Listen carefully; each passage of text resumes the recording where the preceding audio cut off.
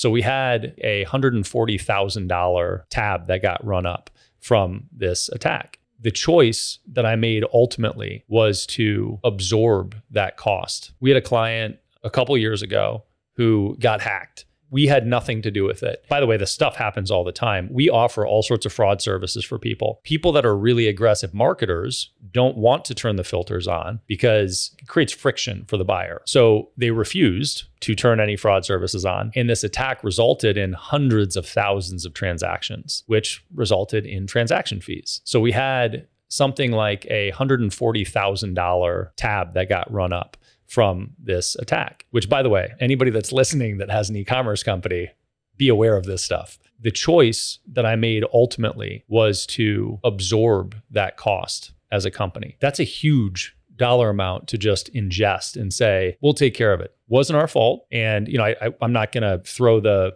business owner under the bus and say it was their fault, but they had control over it. We tried to preempt it and I took it anyway. And I can't pin that to exact ROI. What I can tell you is that it creates a better culture internally when staff sees that happen. It creates a raving fan from that person. It creates good word of mouth and it creates goodwill. If we have a win for the client, a win for the staff member, a win for the partner, it fuels the company and we grow in a better way.